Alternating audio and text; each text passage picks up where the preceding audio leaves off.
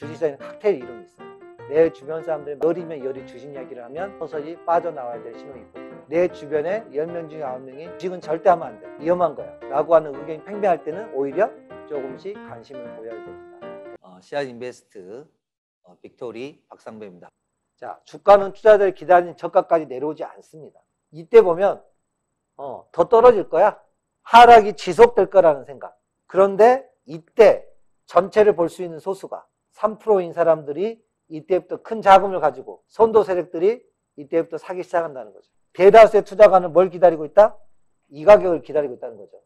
220엔이 무너지는 요 가격. 그런데 여기에 오지 않고 바닥은 돌아선다는 거죠. 지금 카카오가 어떻게 될지 모르겠지만 많은 분들이 10만 원을 무너지기를 기다리고 있었을 겁니다. 그죠? 근데 10만 원이 무너지지 않고 그 전에서 지금 박스권을 이루고 있습니다. 그러니까 그래서 제가 그때 이야기했죠. 저가를 맞추려고 하지 말고, 나는 11만 5천 원에서 10만 원이 무너지더라도 계속해서 10번에 나눠서 사겠다, 이 마음이 필요하다 그랬죠. 그러면 지나고 보면 평균 단가가 형성되기 때문에 저점은 아니지만 상당히 낮은 가격에 그토록 사고 싶었던 카카오를 매수할 수 있다고 이야기했죠. 그러면 결국은 시간이 지나서 다시 정고점이 17만 3천 원 갔다가 그 17만 3천 원 올라가면 또 매물들이 출회되면서 아마 또 15만까지 밀리겠죠. 그리고 또 박스 이루다가 다시 돌파해서 20만 원, 25만 원, 30만 원 이렇게 가겠죠. 많은 사람들은 무슨 방식으로 이해를 하냐면 카지노에서 블랙잭 하는 게임처럼 맞추는 방식으로 게임을 한다는 거죠. 근데 고수분들은 맞추는 거 관심이 없어요. 수익률에 관심이 없다고요. 수익률보다는 나는 저렴한 가격으로 내가 원하는 만큼의 물량을 매집했느냐, 이게 더 중요한 거지. 언제 올라가냐는 관심이 없어요. 왜? 자기가 알 수도 없고요. 얼마나 많이, how much, 이게 더 중요한 거죠. 부자들은 언제 올라가냐가 관심보다는 how much, 얼마만큼 내가 모았느냐, 이게 더 관심이 있는 거예요. 충분하게 내가 관심 갖고 있는 종목들을 모아가고 있느냐, 그리고 그 종목이 배당도 나오느냐, 이게 더 관심 있는 거죠. 양도소득 때보다 배당금이 훨씬 많다면 굳이 주식 팔 필요가 없는 거죠. 그렇게 되면 장기 투자자의 요건을 갖추는 거죠. 그래서 가격이 저렴할 때 사야 되는 거예요. 왜요? 예를 들면 그림을 좀 그려보면 이 부분에서 샀다고 치자고요. 분할 매수로 이렇게 여러 번에 걸쳐서. 근데 원래 그 이전에 평균 가격가는 이 정도였어요. 그 전에 가격대는 이 구간이었는데 이분이 시장이 급락할 때 이때 더 많이 산 거야. 50% 이상을 더 늘렸어. 평균 가격이 어때요? 한 이 정도로 형성됐겠죠. 이 정도가 됐겠죠. 그러면 이분은 매년 내는 이제 세금보다 이때 나왔던 배당 금액이 훨씬 큰 거야. 장기 투자할 수 있는 중요한 열쇠를 마련한 거죠. 부자들은 뭐냐면 시세 차익도 아니에요. 시세 차익은 우리가 계산할 수 없는 10,000%에서 20,000%가 나 있는데 배당 금액만 가져도 그 금액이 훨씬 뛰어넘는 거죠. 여기 보면 결국은 주가는 투자를 기다리는 저가까지 내려오지 않는다. 왜요? 이유가 있어요. 전체를 알고 있는 소수의 전문 투자가들이 그 기업의 가치를 분석해서 어때요? 좀 더 내려가더라도 상관없이 사기 때문에 그래요. 그래서 결국은 여러분들이 생각하는 바닥에 오기 전에 우상향을 해버린다는 겁니다. 결국 장기 투자가 맹위모상을 잘하는 대표적인 인물 한 분이죠. 이분이 바로 버핏이잖아요. 웬만한 일들은 리스크라 생각하지 않고 합리적인 판단을 많이 하죠. 자, 옆나라에 있던 일본이 이랬습니다. 1970년도부터 쭉 해서 엄청난 각도로 이렇게 상향을 했다는 거죠. 저는 대한민국이 코스닥이 여기인 것 같아요. 여기. 이 지점이 아닐까 싶어요. 그러면 앞으로 이 엄청난 부분이 남아있다. 방금 일본이 1964년도 이후에 쭉 이렇게 해가지고 올라갔던 시점은 1984년도에서 85년도. 일본의 올림픽은 1964년. 그러면 몇 년이죠? 20년이네?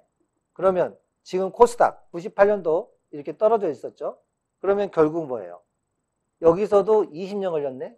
그러면 2000년도 지나서 2021년도. 그러면 우리나라도 한 번쯤은 이 열풍이 한번 와야 된다는 거죠. 특히 코스닥에서. 그러면 저는 이때의 급등, 일본 시장에 이렇게 일어난다고 보는 거예요. 요게 있다, 지금. 그리고 14년 하락을 했네요. 대한민국이 이쪽 측면에 지금 저희가 진입되어 있다, 이렇게 보고 있는 거죠. 그러면 일본 증시가 영원히 이렇게 해서 이렇게 갈 뻔했는데 이렇게 가지 않았죠. 일본이 지금 어때요? 29,000포인트거든요. 자, 어느 순간 몇 달이 지나서는 어떤 일이 생길까요? 이때인 40,000포인트를 돌파하는 흐름이 나올 거라는 거죠. 그러면 우리나라 어때요? 이때에서 이렇게 회복되듯이 똑같은 일이 일어날 거라는 거죠. 증시라는 것은 결국 장기적으로 보면 우상향이라는 겁니다. 여기 보시면 인플레 구간, I, 인플레이션, 디플레이션, 이 구간입니다. 지금 대한민국은 A 구간입니까? B 구간입니까? 지금 현재 이쪽 구간에 해당됩니다. 우리가 몇 년 전에 있었던 비트코인 열풍만큼 대한민국에 코스닥 광풍이 불 것 같습니다. 그것도 어떤 중심으로 4차 산업을 잘 대비했던 5차 산업에 선도할 수 있는 기업들의 주가의 상승폭이 지금이야 네이버 카카오가 유명해졌지만 2000년대 초반만 해도 그 회사들은 이름 없는 회사였습니다.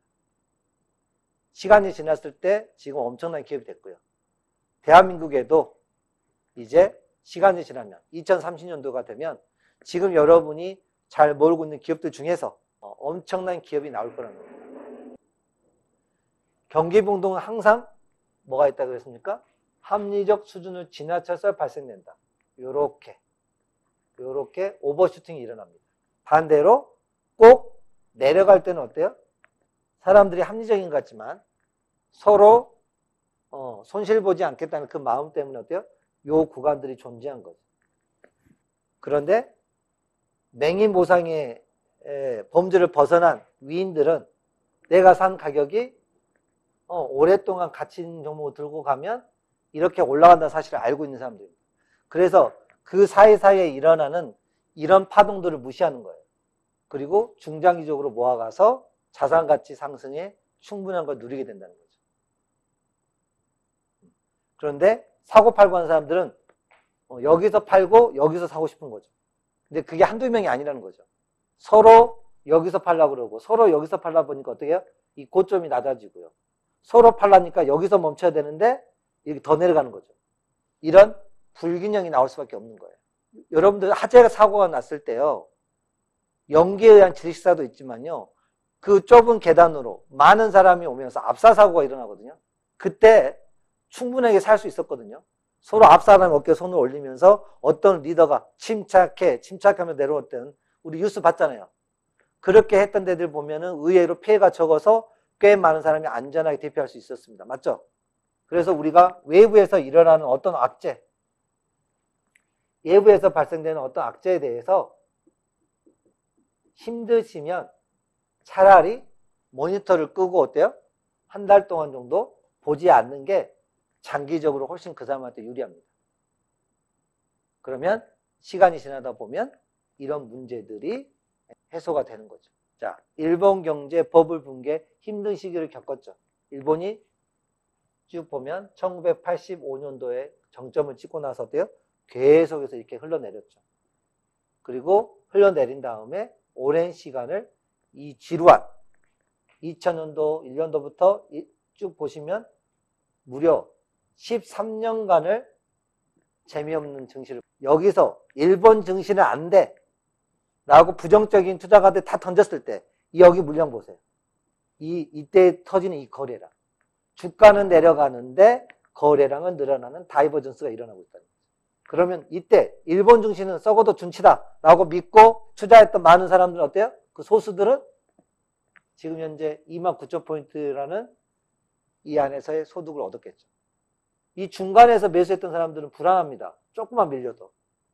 근데 절대 바닥에서 매수했던 사람들은요, 뭐 까짓거 밀려도 뭐 20%, 20% 밀려도 견딥니다. 그리고 결국 언제까지 갖고 있습니까? 아, 나는 적어도 전고점 테스트 한번 하러 갈 것 같아. 라고 뚝심 있게 기다린다는 거죠. 그런데 이 부분에서 3만 포인트 탔던 사람은 증시가 조금만 밀려도 못 견디는 거예요. 그래서 여러분들이 중요한 투자 원리가 있습니다. 공포 구간에 분할 매수를 해놨던 사람이 결국은 훗날 희열일 때 팔 수 있는 기회가 더 많이 주어진다는 거예요. 경제는 매일매일 생활이 모여 구성됩니다. 그래서 지금 여러분들이 우리가 어떤 우를 범할 수 있냐면요. 택시 아저씨만 이야기 듣다 보면 매일매일 위기입니다. 그리고 내 주변에 어려운 사람들 이야기만 들으시면 투자를 못해요. 예를 들면 이런 거죠. 어떤 우를 범할 수 있냐면 대한민국에 의사는 없어. 대한민국에 변호사는 없어. 이렇게 말할 수 있어요. 왜 그럴까요? 자기 주변에는 없어요. 사돈의 팔촌에. 의사, 변호사, 검사가 없단 말이야. 약간 이해됐습니까, 여러분?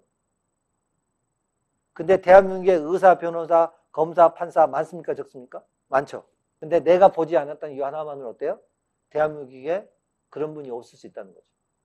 내 눈으로 보지 않았기 때문에. 그러면 지금 경기가 내 주변 사람들이 다 어렵다고 해서 모든 사람이 어렵냐? 그렇지 않다는 거죠.